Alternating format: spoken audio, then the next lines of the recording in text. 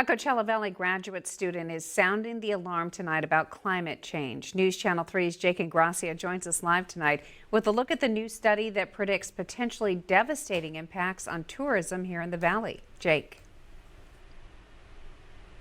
Karen, good evening. And with so much of the valley's economy dependent on our weather, and with last month the hottest August on record here, this new study and the increasing temperatures say it could spell disaster.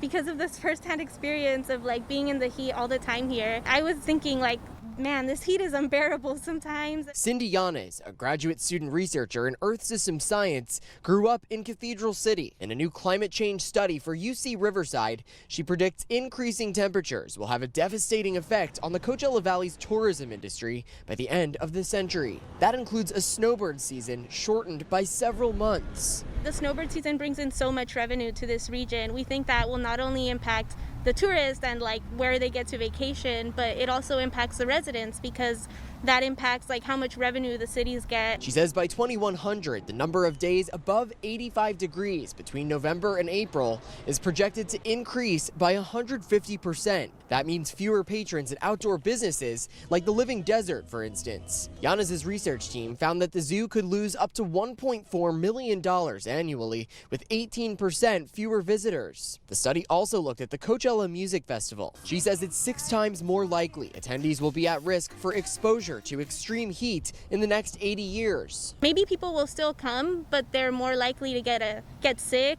so they might have to take measures to protect people from the heat. Yanez says for evidence of climate change, just look at the current wildfire season in California. This year, we've had this bad air quality for a couple of days now, and so it's kind of hard to ignore it now. It's hard to say that it's not happening when look at the air.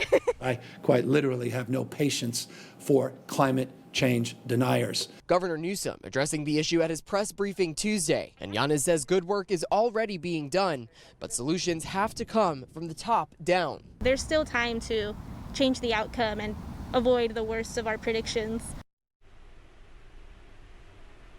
And the study looked at 2 different options: business as usual when it comes to our greenhouse gas emissions, and comparing that with reducing it. Researchers say the second option showed a much better outcome when it comes to impacts on the valley's economy. Reporting live tonight, Jake Ingracia, News Channel 3.